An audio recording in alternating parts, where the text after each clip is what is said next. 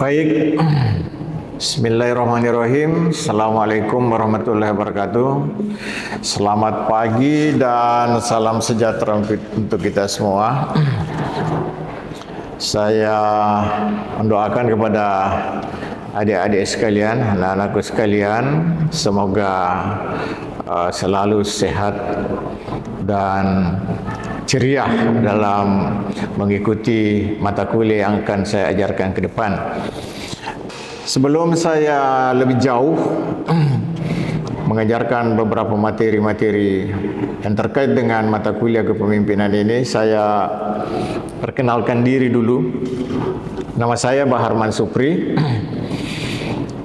Saya mengajarkan mata kuliah ini sudah kurang lebih 10 tahun di semester genap, yaitu di semester 4. Kemudian saya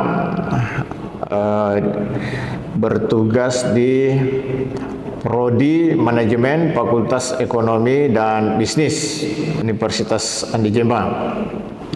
Jadi kurang lebih 10 tahun saya bermarkas di sana di Prodi Manajemen Fakultas Ekonomi dan Bisnis. Universitas Andi Jembang ini universitas yang sudah cukup lama dan diakui serta dikagumi oleh banyak orang di luar sana, pemerintahan di luar sana, karena alumni-alumninya bisa menyesuaikan diri dalam situasi apapun, dan alumni-alumninya dianggap oleh banyak orang banyak yang cukup cerdas, bergaul di mana-mana. Kemudian saya mengampu mata kuliah kepemimpinan dan bisnis di Prodi Manajemen Fakultas Ekonomi dan Bisnis ini. Jadi mata kuliah yang saya ampu adalah mata kuliah kepemimpinan dan etika bisnis. Tapi hari ini saya akan mengajarkan mata kuliah kepemimpinan di kelas anak-anakku sekalian, adik-adik sekalian, dan insya Allah kita akan selesaikan mata kuliah kepemimpinan ini sampai tuntas, yaitu di ujian final yang akan datang sampai di pertemuan 16-17, insya Allah. Mudah-mudahan kita sehat semuanya. Berikutnya, apa tujuan daripada mata kuliah kepemimpinan ini? Ini sangat penting. Kenapa kita belajar kepemimpinan? Tadi saya katakan bahwa salah satu keunggulan dari alumni Universitas Andi Jembang ini karena hasil didikan salah satu mata kuliah ini, yaitu mata kuliah kepemimpinan. Karena berbicara tentang kepemimpinan itu mulai dari kepemimpinan, kemampuan mengendalikan diri setiap orang, memimpin organisasi atau lebih dari satu orang, memimpin perusahaan, memimpin organisasi pemerintahan, dan yang lebih tinggi lagi, pemimpin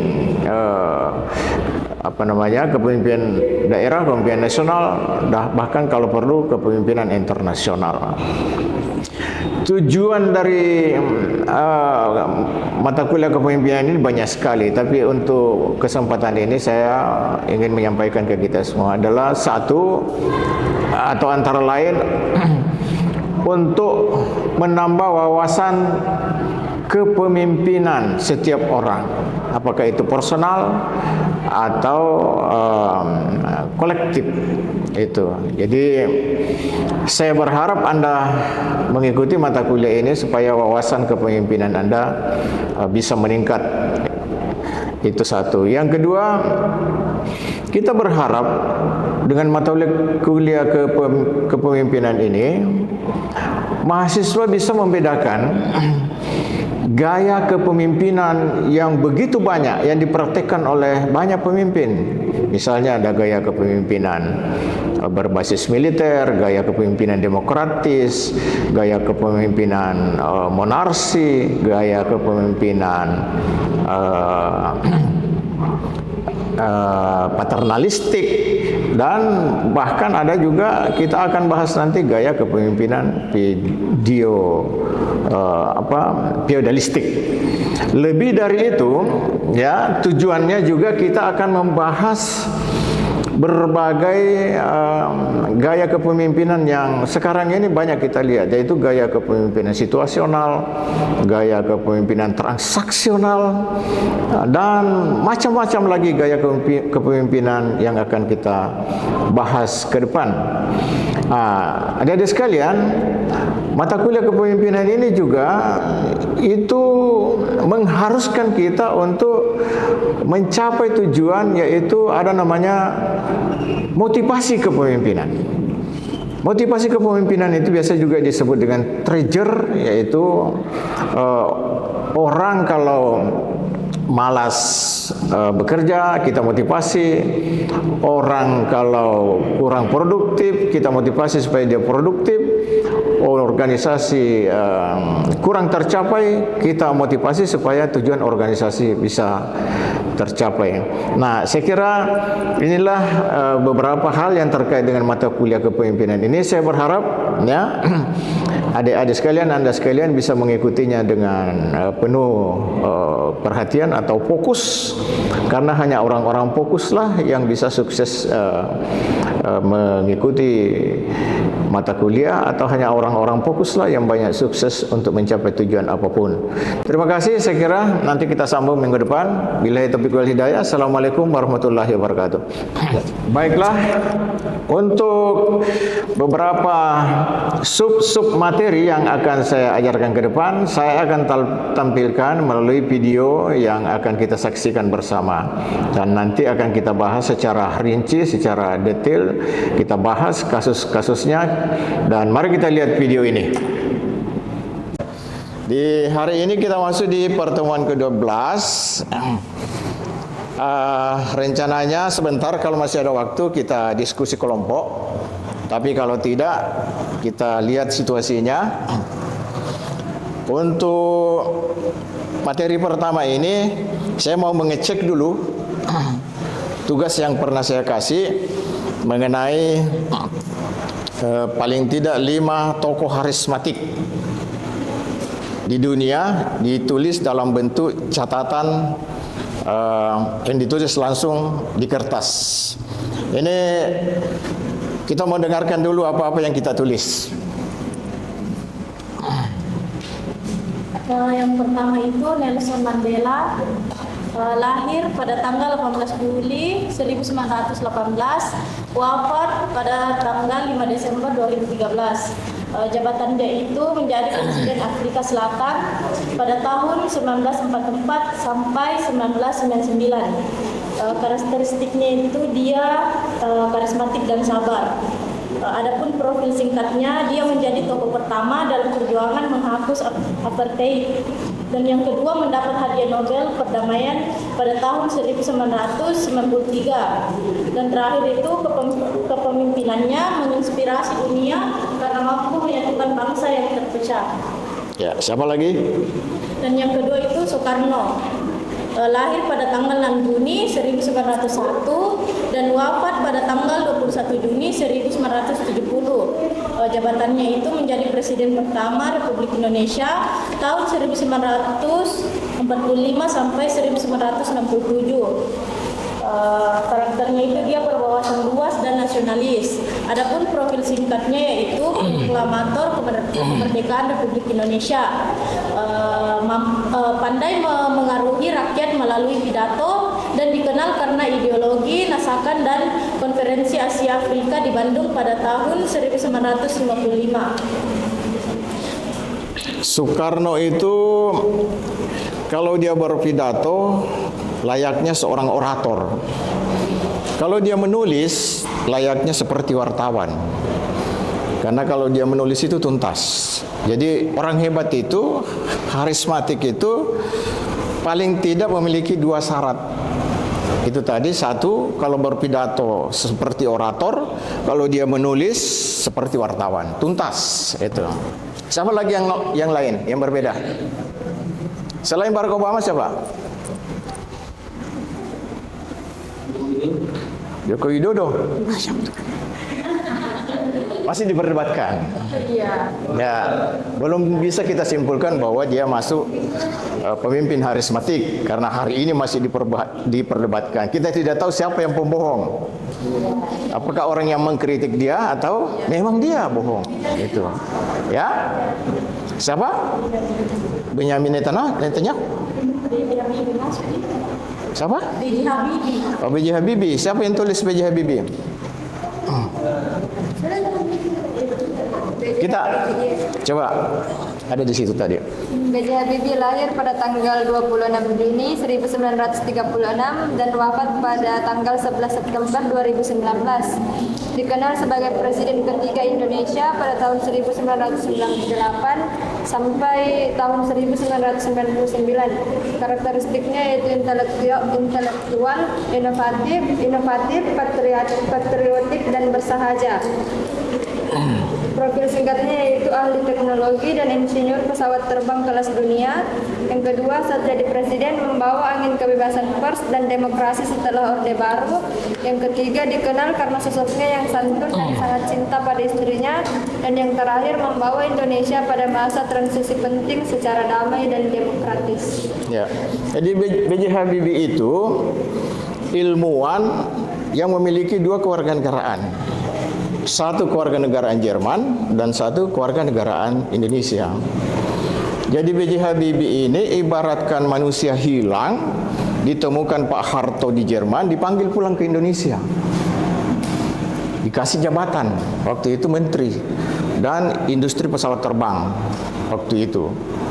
Lalu kemudian karena dia memiliki keistimewaan, dia ilmuwan, ilmunya banyak tidak dimiliki orang, dimintalah dia menjadi wakil presiden waktu itu. Setelah Pak Harto jatuh, Pak Habibie naik menjadi presiden. Sayangnya Pak Habibie hanya menjadi presiden 525 hari saja.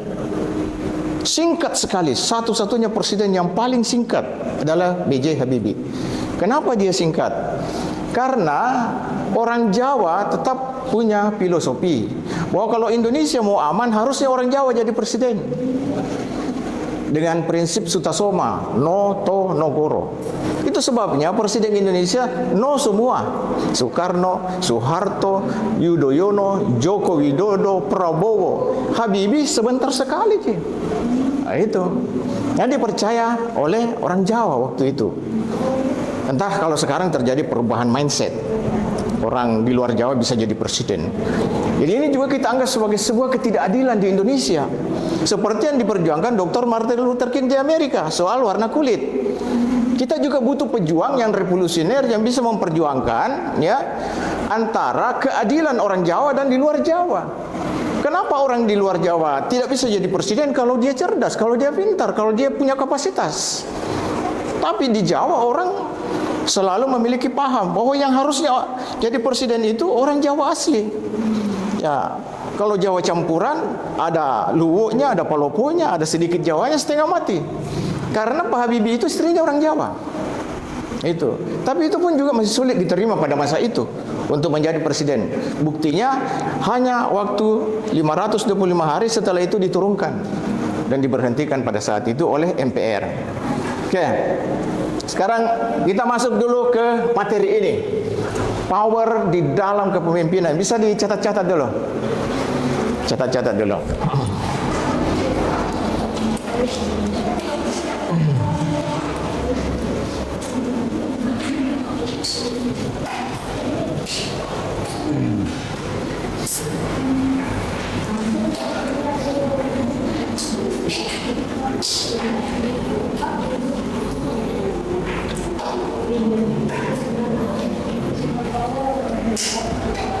Personal power. Apa itu personal power? Ya.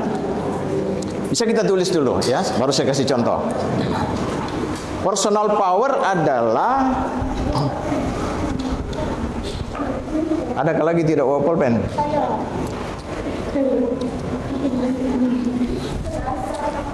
Personal power adalah orang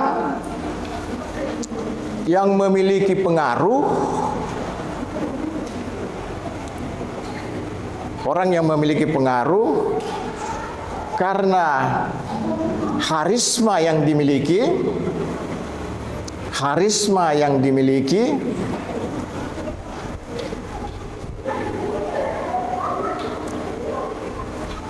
fisik yang ideal, ya. Fisik yang ideal, harisma yang dimiliki, fisik yang ideal, daya tarik yang luar biasa,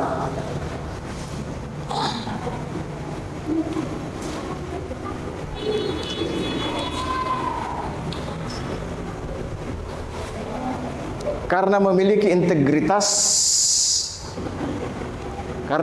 integritas dan komitmen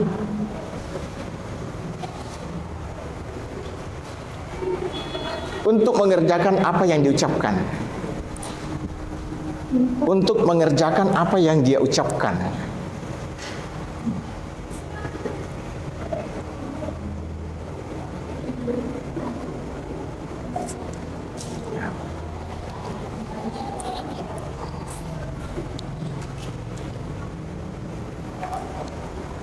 Jadi salah satunya tadi yang kita baca, yang Anda baca itu, orang harismatik itu orang yang memiliki pengaruh. Dahsyat sekali pengaruhnya.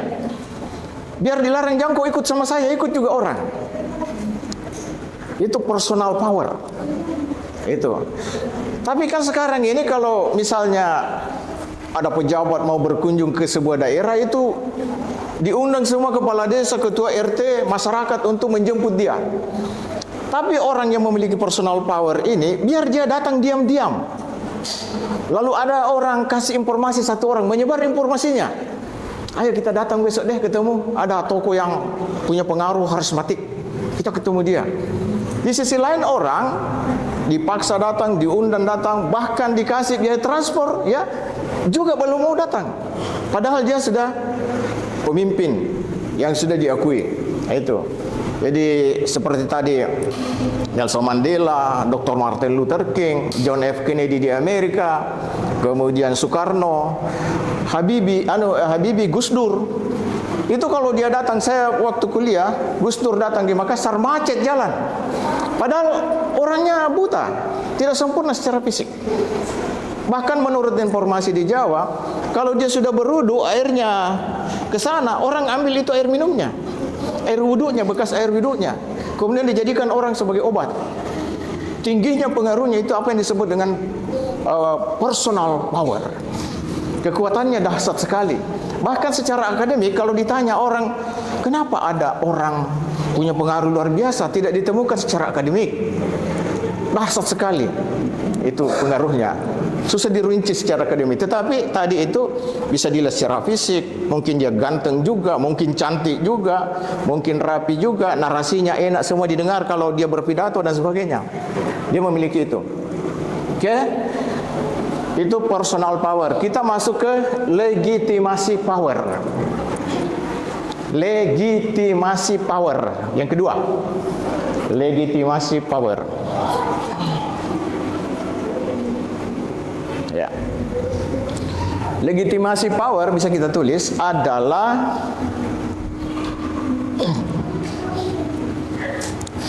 orang yang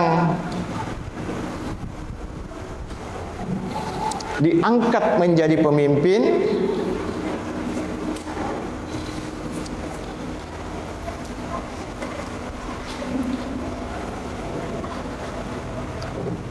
oleh institusi yang lebih tinggi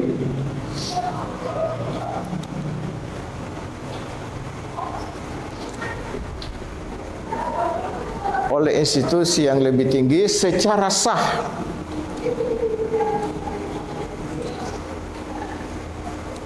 karena sudah melalui prosedur yang benar. Karena sudah melalui prosedur yang benar.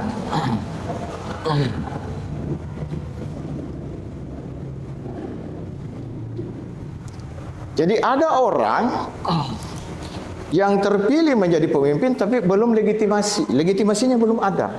Legisinya belum ada. Misalnya begini. Kemarin pemilihan wali kota, ada yang terpilih toh, tapi belum sah. Itu belum legitimasi, belum ada legisinya namanya itu. Meskipun dia sudah terpilih melalui perhitungan quick count dengan KPU, tapi belum punya legitimasi. Kalau di pemerintahan misalnya, kepala dinas misalnya ya, dia sudah diangkat sebagai kepala dinas, ada SK-nya, tapi belum dilantik, belum ada legitimasi itu. Sudah dilantik, belum serah terima jabatan lagi, belum bisa masuk berkantor. Itu namanya belum punya legitimasi. Masih bisa orang tahan dia, jangan dulu masuk Pak, Anda belum dilantik. Sudah dilantik, mau masuk, tidak bisa lagi Pak, tunggu dulu Pak, belum serah terima jabatan, belum menyerahkan mobil dinas, rumah jabatan, kursi jabatan, semua. Setelah itu semua barulah apa yang disebut dengan legitimasi power. Jadi biar dia panggil ke orang, halo Pak Desa, apa Pak Desa, nah belum pergi dilantik ini. Gitu. Jadi legitimasi powernya belum ada, kekuasaan yang membuat dia secara formal bisa memerintah, karena belum sempurna. Biar juga Komang bilang, hore, saya kepala desa apa bos? Belum dilantik, meskipun sudah terpilih kemarin melalui pemilihan kepala desa. Tapi karena legitimasi powernya belum ada, sehingga dia belum bisa dijadikan sebagai kepala desa yang punya legitimasi atau legisi namanya. Berikutnya yang ketiga, expert power.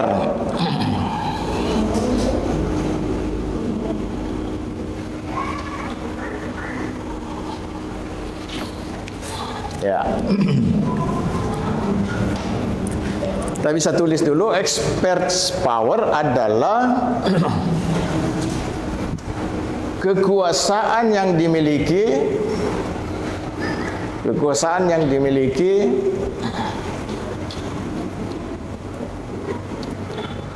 melalui keahlian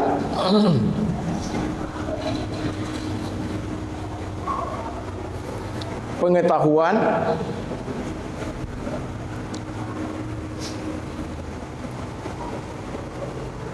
yang tidak dimiliki oleh banyak orang, pengetahuan yang tidak dimiliki oleh banyak orang,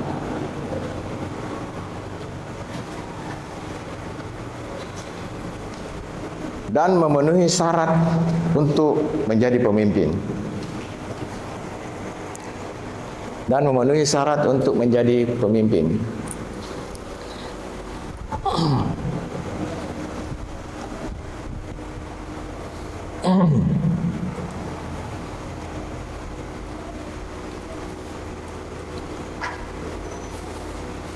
Ya, saya kasih contoh tadi. Kita ulangi tadi Pak Habibie. Pak Habibie itu merengek-rengek Pak Harto. Pak Habibie, ayo dong pulang ke Indonesia, kita bikin pesawat terbang di Indonesia. Karena tidak ada orang lain yang menyamakan Pak Habibie yang bisa bikin pesawat pada saat itu. Karena dia punya ilmu, dia punya keahlian yang tidak dimiliki oleh banyak orang. Bayangkan di Arab itu waktu saya ke sana, dulu sebelum Pak Habibie dengan Pak Harto ke Arab, tidak ada tanaman tumbuh di Arab karena kering.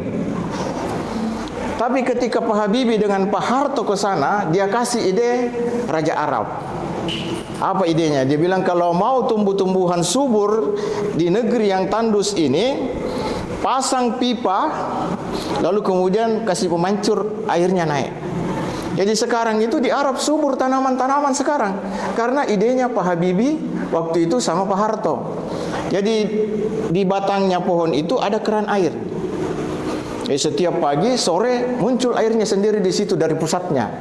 Jadi tanahnya subur. Kalau kita ke sana, tanaman itu disebut dengan tanaman Pak Harto dan Habibie.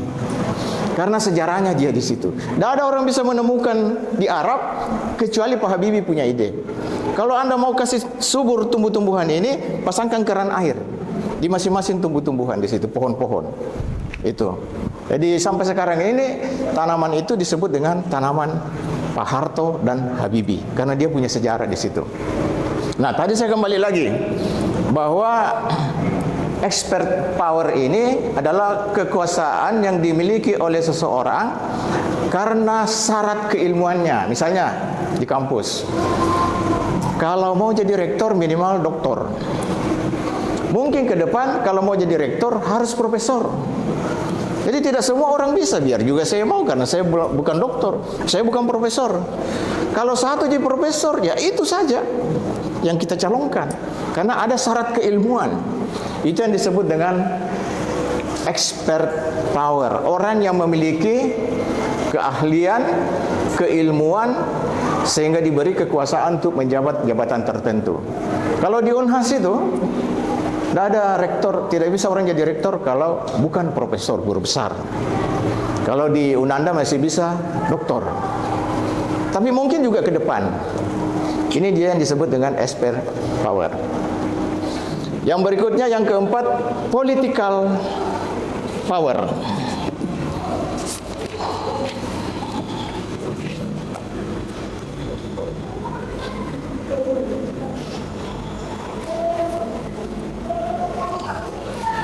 Yaitu kekuasaan yang dimiliki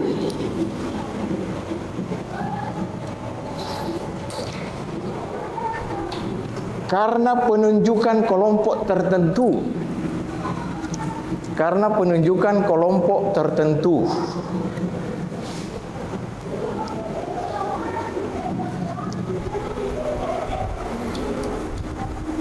Kelompok tertentu, penunjukan kelompok tertentu, atau kekuasaan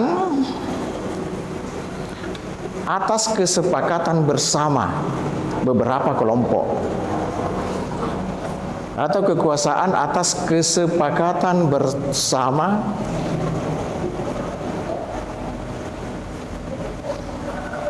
oleh beberapa kelompok.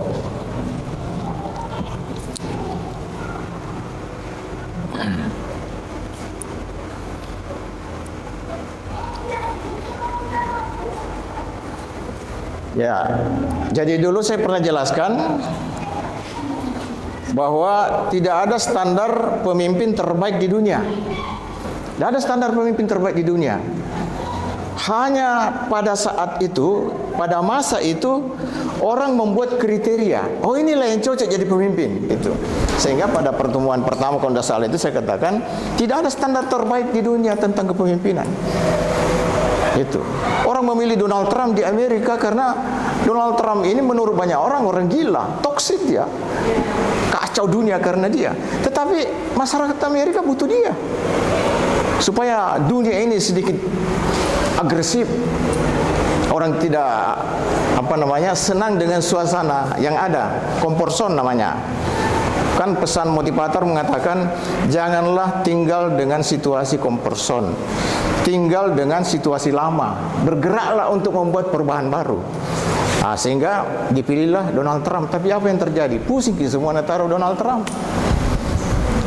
Ya, dunia goyang untuk berkelahi terus, perang terus. Itu. Jadi itulah dia waktu itu Obama, Donald Trump terpilih karena kebutuhan Amerika pada saat itu. Nah, sehingga banyak kebijakannya Amerika sekarang ditentang oleh masyarakat Amerika sekarang. Di demo terus ini Donald Trump sekarang di Amerika. Nah, itulah kepemimpinan yang disebut dengan political power. Jadi tadinya kelompok A, komunitas B, komunitas C punya pilihan masing-masing, tapi dia gugurkan itu demi ada orang yang bisa menyelamatkan daerah. Seperti itu yang terjadi kemarin di Donggala dan kurang lebih sama dengan Palopo. Kira-kira begitu.